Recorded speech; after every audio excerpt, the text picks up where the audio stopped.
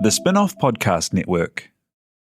Raising capital or taking your business to the world? Investment Fix has everything you need to make it happen. This season, we're exploring the US market, the opportunities it offers, what it takes to grow a business there, and the best way to approach investors. The Investment Fix podcast. Tune in today. The Fold is brought to you by oMedia, making brands unmissable and public spaces better across Aotearoa.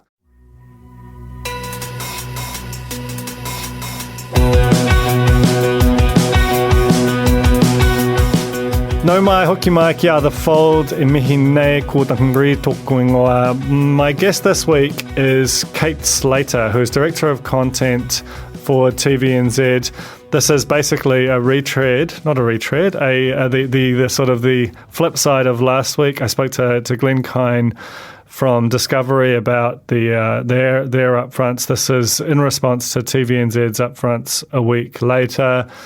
And it was a very similar kind of presentation. Ultimately, these things are often in person and very fun events. I once ate quite a large amount of wasabi in one go at one of these, thinking that it was avocado, and that was really not a great experience. And Jack Tame, who was with me at the time, recounted the story on News Talk ZB. So in some ways, the fact that these things have gone online at least prevents me from kind of humiliations on that scale.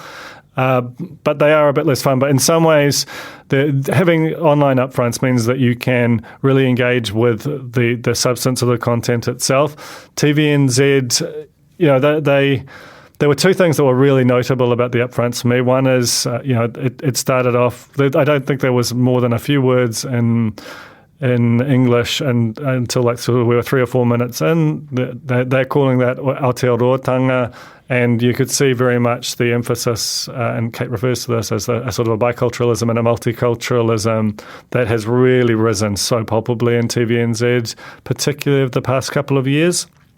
So we get into that a bit.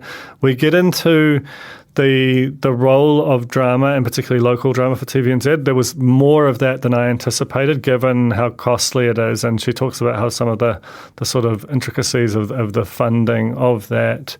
The fact that there is a lot less sort of international reality TV franchise translated for a New Zealand audience is quite interesting to me.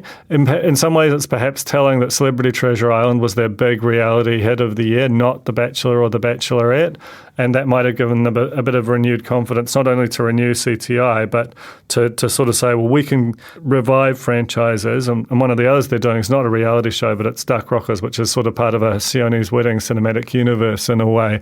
So there's a lot to chew on there. We also get really deep into the strategy. The first thing that Kenrick talks about is OnDemand. He's openly talking about the sort of decline of linear and the importance of digital, and that is confronting stuff, and especially given the upfronts primarily exist for advertisers. So that's them saying, hey, you need to change the ratios of your spend less on linear as the audience declines, spend more on demand. That's essentially the hard to miss implicit message there.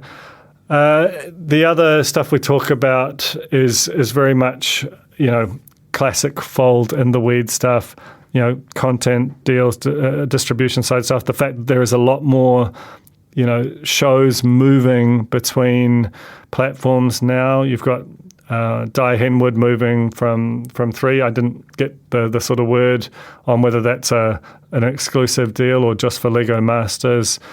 Broken Wood moving from Prime. And Heartbreak Island moving to TVNZ, and Grand Design New Zealand's moving from 3 as well. So it just feels like there's a lot more fluidity there, which is very exciting for a nerd like me. Basically, if you listen to this podcast, this podcast being The Fold, then you're going to want to listen to this episode. TVNZ is probably the biggest and most prominent of all our media companies. It's really well run. It's got really interesting strategy.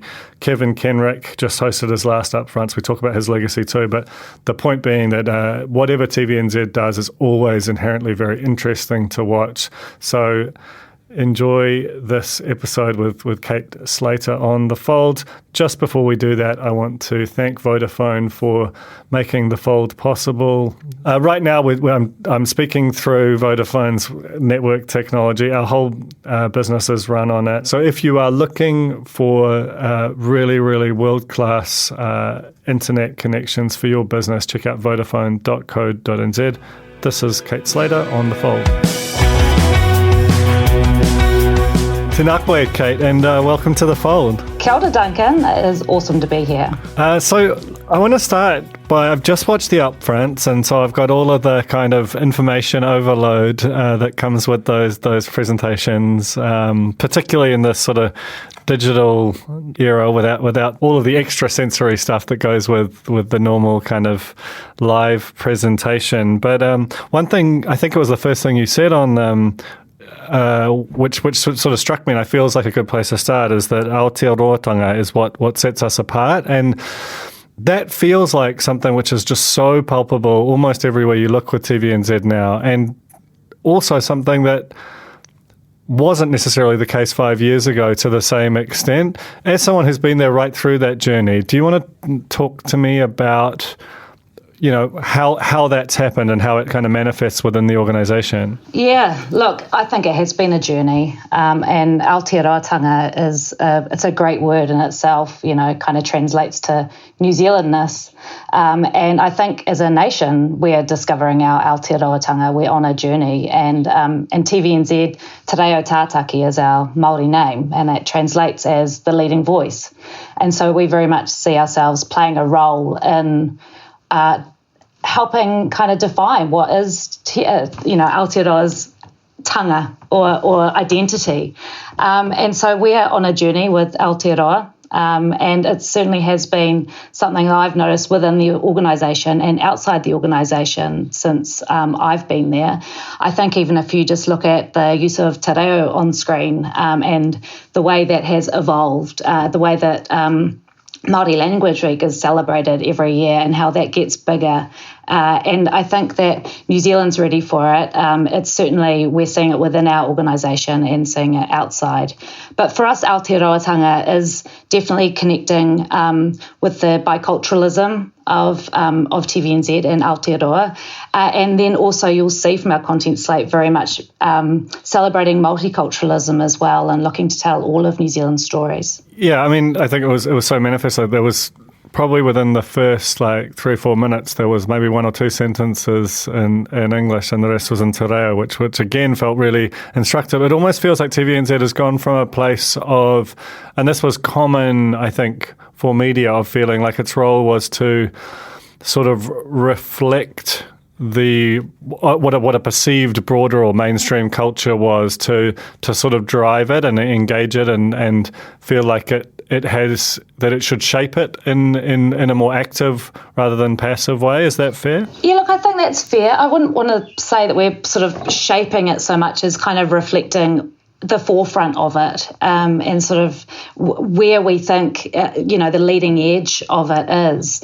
And we definitely see our role as the sort of the nation's sort of state broadcaster in that. Another thing that really stuck out was the fact that Kevin, and I want to talk specifically about Kevin shortly because this was his last upfronts as chief executive, and I want to reflect on his time there. But it felt very telling that the opening was, our future is digital. Our primary competitors are not, 3 or Sky, but they're the global sort of tech companies. And there was a talk about what's coming to TVNZ On Demand. I'm old enough to remember when TVNZ On Demand wasn't really, it was a product, but it wasn't kind of considered and shaped as a strategy within these upfronts. Tell me how that rise of digital and how deliberate it was to place digital right at the very start of these. Well, it's been, certainly deliberate. I mean, it's been a deliberate part of our strategy probably for the last 4 years when we started investing significantly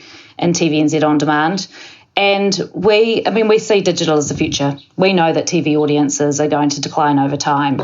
And so our job is to make sure that we're growing our online audiences faster than our TV audiences are decline. And our strategy entirely backs that up.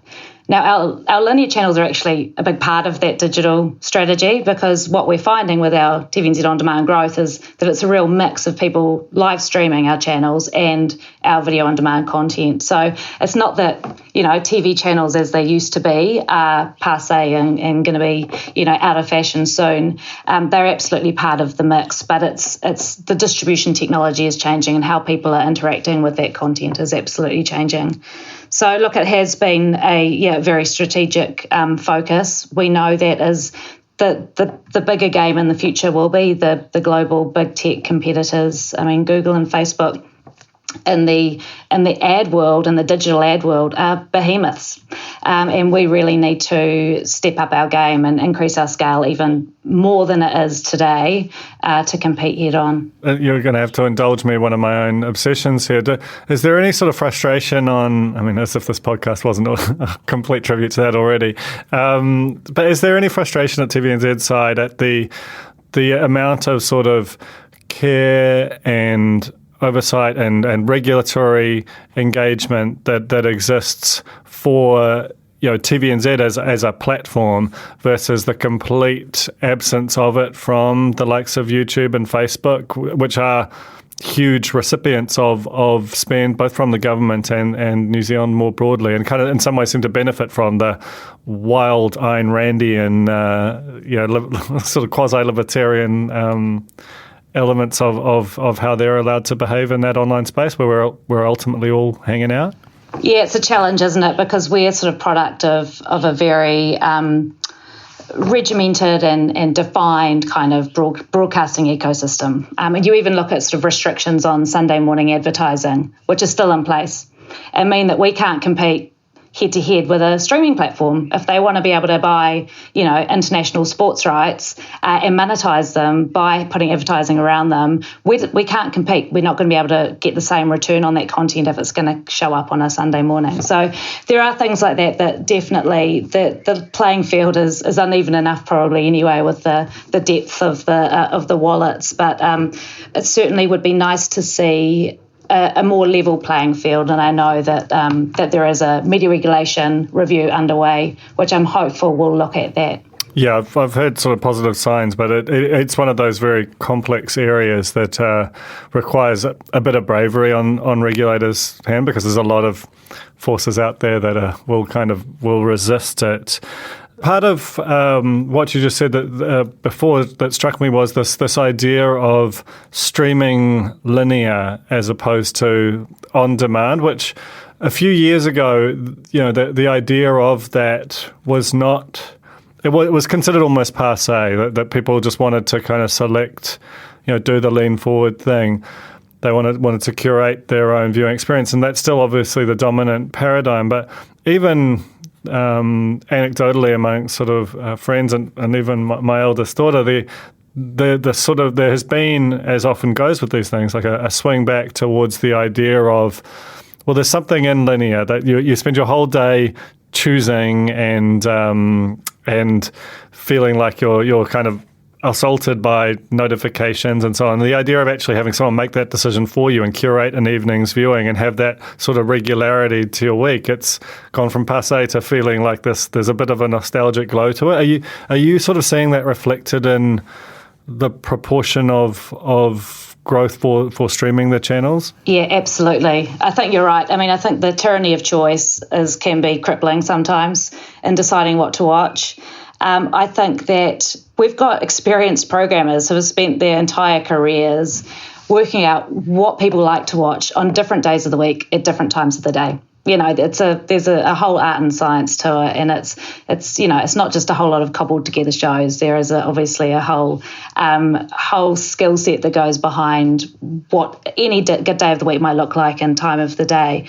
So I think that bringing that into a digital world and that I think could show up differently in the future. When you could actually look at how you curate playlists or different ways of putting together channels as we sort of traditionally know them.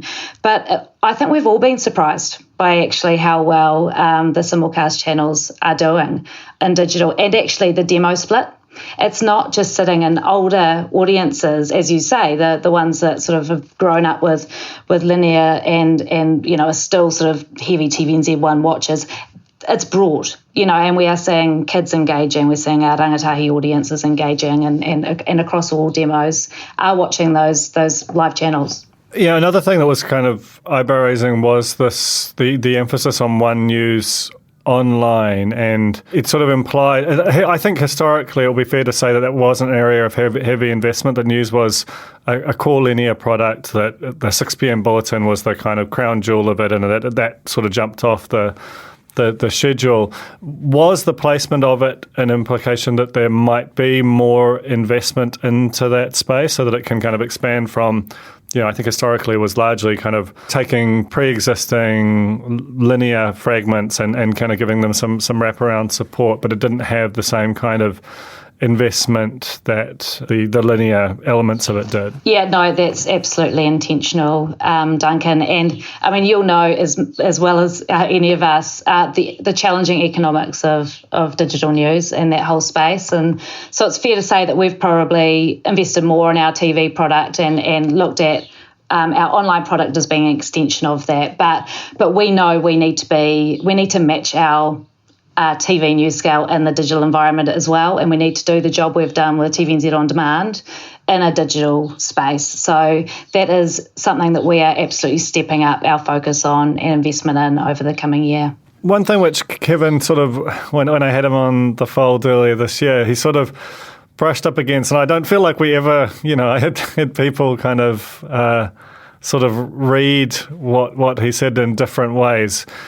Was this idea of a subscription, a paid subscription product to sort of help balance the ad funded online portfolio, which is, this is a classic of media, is, you want to diversify your revenue streams, and the best way you can have a sustainable business is a mix of advertising and user revenue. Has there been any more progress on that front in terms of TVNZ's thinking, or what does the future look like if you have sustained linear decline and digital uplift? If you can't get the same kind of ARPU from a viewer there without, that's obviously challenging for TVNZ, no matter how much good strategy you do. Yes, so we are continuing with that strategy. We are currently in the first stages of developing our IP platform. And this is a new IP platform that will ultimately replace TVNZ OnDemand and sort of become the TVNZ distribution technology of the future. It'll be a multi-year project. It's a big job to do, and the idea with it is that we would be able to run multiple products and services off it. So that could be pay-per-view events, it could be running a pay service, it could be partnership channels with other distributors. And really it's about diversification of revenue streams, but it's also about giving viewers choice. And, if they want to pay with their wallet rather than their eyeballs as they do when they watch ad-funded content, that's ultimately a choice we'd love to offer our viewers. No, that's fascinating. And, I guess the thing that's interesting about it is how that sort of interacts with the stronger public media work. Have you got any more insight into that, or how is that sort of is the sort of, in some ways, the great unknown of that hanging over the TVNZ as it navigates this already difficult enough era? Yeah, so no more insight, but everything that we're doing, I think, is consistent with a commercial TVNZ or a public media entity future. I think that investment in an IP platform just future-proofs any media entity, regardless of how they're kind of set up to deliver. And ultimately, we're about audiences, building audiences, serving audiences, and the stronger our audience base, the more we'll be set up to deliver public media objectives. Kevin, it was Kevin's last upfront in charge. Do you want to speak about his legacy? Look, I think Kevin's been a phenomenal CEO. He has taken TVNZ on a digital transformational journey, which we're still going on. And I remember first starting at TVNZ when Kevin would talk about transformation, and he certainly has delivered that quite boldly so, and well ahead of where other free-to-air broadcasters were prepared to really prioritise digital over a traditional linear business. And I think that the investment in TVNZ OnDemand, both from a content and a user experience and a marketing perspective, you know, the ongoing intentional investment in TVNZ OnDemand and looking at TVNZ OnDemand as being it's the future of TVNZ. And I think he has set that up well to move into the future. We have got a strategy that we are very focused on that makes a lot of sense, that's delivering for us, and it very much is a legacy of the business being in great shape and well set up for the future. And cue Succession theme music. Who's going to take over? Would you take the job if it were offered? Thanks, Duncan. Nice try. Look, we're all waiting to hear what will happen in that space. That's a decision for the board, and I'm really looking forward to finding out. Very good political answer. We'll take a quick break and be back to talk about the content side rather than the business side with Cate Slater from TVNZ. The Fold is brought to you by oMedia, making brands unmissable and public spaces better across Aotearoa, with over 4,000 out-of-home advertising sites nationwide across both street furniture and retail centres. I'm super grateful to oMedia for enabling us to make unmissable connections with Kiwis. Ready to rediscover the joys of cycling? With over 300 kilometres of cycle paths across Tāmaki Makaurau, jumping on your bike and going for a ride is such a fun way to discover the city from a different perspective. Cycling is getting more and more popular across Auckland, so now's a great time to join the hype and give cycling a go. Head to at.govt/cycling to find your nearest cycleway today. We're back with Cate Slater from TVNZ to talk about a thing that I think I can get lost on sometimes and is easy to do when you're sort of really in the weeds of the business side, is that this thing is about content ultimately. The business only gets to exist because of that. Can we start by talking about my favourite show of the year, which was Celebrity Treasure Island, and not one that I thought knew I'd enjoy, but certainly not one that I thought would be as sort of emotionally engaging and feel like it was kind of path breaking for New Zealand and that big Aotearoatanga project that you mentioned at the top. Do you want to talk about that show and what it's become and how the success of it kind of changes its sort of emphasis within the TVNZ stable? I'd love to. I think we were all absolutely glued to our screens this year with Celebrity Treasure Island. It was fantastic casting. It was great to have it set in New Zealand. I mean, I think, just the idea of them going kina hunting, in the rocks. I loved just the elements of it that really brought, as you say, that Aotearoatanga to life. But you can't script that drama. I mean, that was natural, the beauty of reality, at its best when you get those different characters and the way that they interplay. And it is, it's as compelling as a scripted drama, but completely unscripted. I think it was a phenomenal series. We're absolutely thrilled with it, obviously. It delivered in terms of performance. And we're trying to bottle that secret sauce and, see how we can make it even bigger and better next year. Yeah, no pressure to follow that season on the casting front. A big point of emphasis for you, and this is actually where you're starting to see some clear air with Discovery, was the amount of emphasis on local drama, and which particularly given that there is one more traditionally very big round of New Zealand On Air funding to come in a couple of weeks. What's driving that? And this is a very expensive product versus the sort of multi-night reality TV.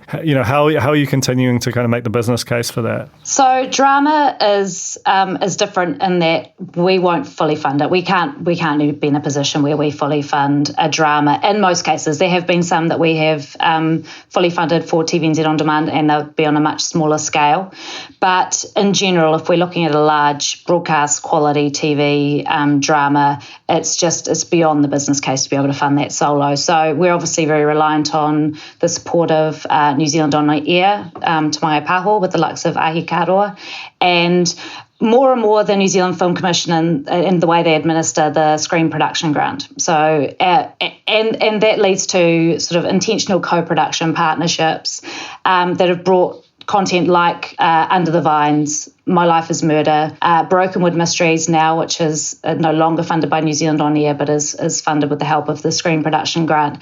So that means that we can tell more of those stories. Obviously, the New Zealand On Air bucket of putia is quite constrained when it comes to drama. So we love to be able to tell as much drama as possible and look for those alternative funding sources. Looking at that space, I mean, Brokenwood Mysteries had a long run on Prime, and you've got Di Henwood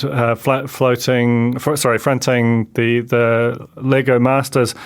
In general, it feels like there's a bit more of a willingness to sort of pick up shows and talent. I think there's one more I'm forgetting as well. That sort of period where you had your shows and your stars and they just didn't mix is sort of coming to an end potentially. Is that fair to say? Yeah, look, I think that is fair to say. I think you've seen quite a lot of moving around of shows actually recently, and if you look at Grand Designs might be the other one you're thinking of. That's right. That's exactly right. I think MasterChef New Zealand, that's moved around. Heartbreak Island, there are a number of shows which do move around as priorities change for different networks, and actually as the right platform to get them to the correct audience kind of changes. So I think we've seen that evolve over time. And something like Brokenwood Mysteries, you go, actually, its natural home is TVNZ1. It's found it, but it needed to grow to that, and it took several seasons to do that. And it's absolutely delivering for TVNZ1 and for TVNZ On Demand as well.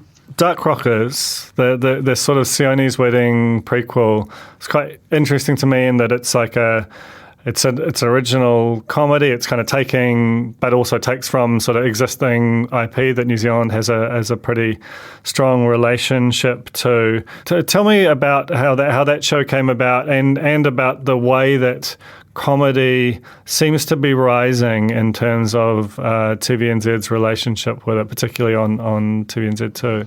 Yeah, well, if we start with that question around comedy, because I think you have seen a reinvestment in local comedy with TVNZ2 and TVNZ On Demand, remembering that all the shows that we make for our channels, we make for On Demand as well.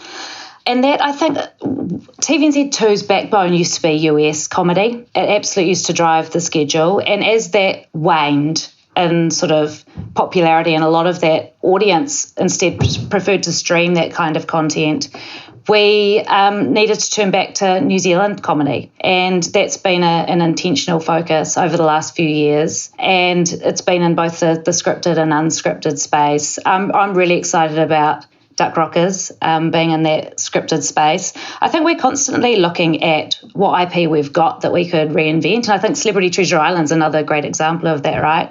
And this with South Pacific Pictures was one that we were super excited about. Great telling a Pacifica story. The thing I love about Duck Rockers is that I think it'll appeal to two very distinct audiences. It's teen breakdancers. So we're going to appeal to that younger audience, but then it'll absolutely appeal to those who were there for Sione's Wedding and have a real nostalgic kind of hankering for that content as well. So very much delivering twofold, much in the way we saw with Panthers this year, which definitely sort of delivered across the board, but particularly to rangatahi audiences. And I think we were actually quite blown away by the strength of that content with the rangatahi cohort. In terms of the new reality franchises, it feels like there's a conspicuously less of the sort of imported franchises idea, with the exception of Lego Masters, which you could argue is more of a game show than a reality show anyway. So you don't see the likes of Bachelor and Bachelorette, which featured this year. Is that a deliberate move, and if so, what's driving it? Look, I think we're always looking for fresh content, and I think we're wanting to surprise our audience and bring them something new. So we are looking for the next thing. So we do have some exciting new formats, including ones that we've made a lot of effort to co-develop here. So 60 Seconds, for example, is a format that we've worked with Warner Brothers on to create a New Zealand original reality format, which ideally could be exported internationally and other broadcasters will make their own versions of. But first and foremost, we're making it for our own audience. And we really wanted to take the talent genre forward to the next step, sort of what The Voice did for the singing talent format. So we're really excited about that one.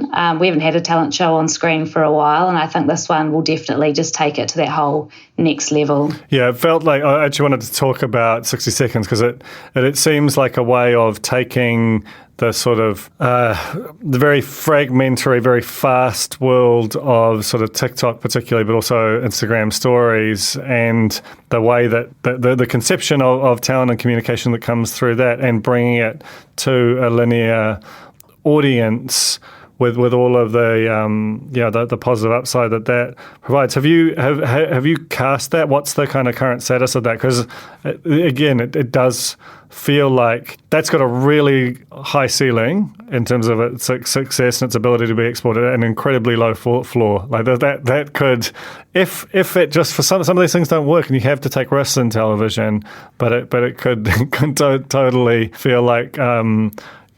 How are you doing fellow kids, kept to the back, kind of kept to the side situation? Look, there's always a risk with new shows and existing shows that, they don't find as much of an audience as we like. But certainly we're aiming high with this one, and the cast is looking incredible. So the talent, it's incredible, the talent that we've got here. And I think that the longer the distance between talent shows, the more you can find undiscovered talent, or talent that is out there and just doesn't have the profile that it deserves. So it really is a mixed bag of the kind of talent on there, stand-up comedy, dancing, magic, singing, of the usual, but surprises in there. Look, I think it's definitely must-watch whānau viewing, which is definitely that kind of sweet spot that you're talking to, having that appeal for kids to watch with their whānau. Is there a show, I'm conscious that we're essentially out of time, but is there a show that we haven't discussed that's really stood out for you? I looking at the Dame Whine Cooper biopic, looks really, really kind of ravishing and high spec and kind of impactful, but yeah, what sort of sticks out for you as something that the we haven't discussed that TVNZ has got very, very high hopes for in 2022? Look, there is so much that it is really hard to pick out one, but one personally that I'm really looking forward to, and there's nothing to see yet because it's early stages, but that's Kid Sister. Which is the story of a young Kiwi Jewish woman who is, I think she's 29, but in the Jewish world she's careering towards spinster, and I think it's the kind of comedy that we can do because of TVNZ On Demand and the risks we can take on TVNZ On Demand, and the different audiences that we're trying to serve through TVNZ On Demand. So look, I'm really looking forward to that one. As I say, it's early days, so nothing to see yet, but the script just laugh out loud reads off the page. So I'm really looking forward to that. And then there's a whole lot of international I'm looking forward to. I read This Is Gonna Hurt, Adam Kay's best-selling novel last year, and was like, we have to get the rights to the BBC adaptation to that. Again, just a laugh out loud story.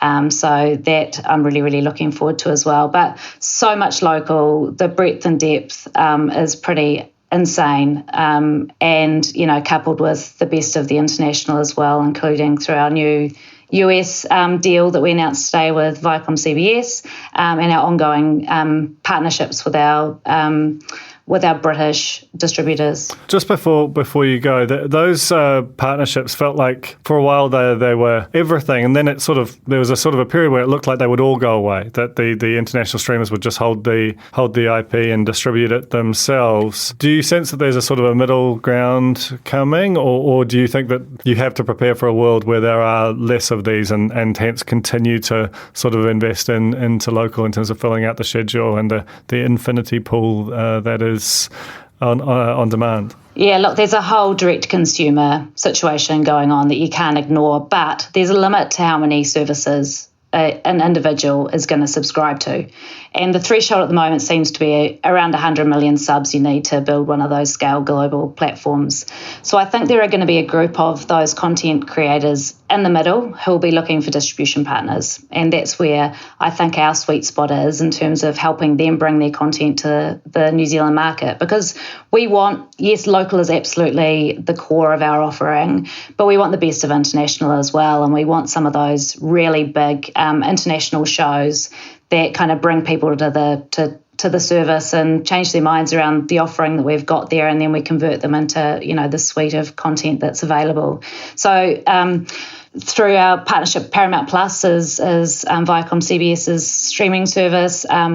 We've got Peacock, which is NBCU's streaming service. So we'll be getting those originals will be coming exclusive to TVNZ as part of those partnerships. No, it's an exciting lineup, I have to say, and just the starting to be quite an emerging contrast in styles in some respects between Discovery and TVNZ. Just for the local media nerds amongst us is fun too. Hey, thank you so much for coming on the fold today, Kate, and good luck with it all.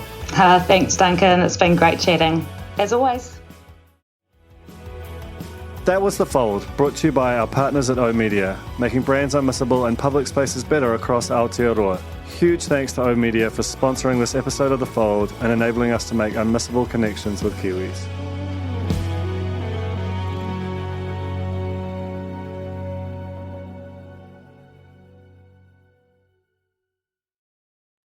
Kia ora e te iwi, Te Aihe Butler here, podcast manager at The Spinoff. If you enjoy listening to our podcasts, consider supporting our mahi by signing up to become a Spinoff member at thespinoff.co.nz/donate. The Spinoff Podcast Network.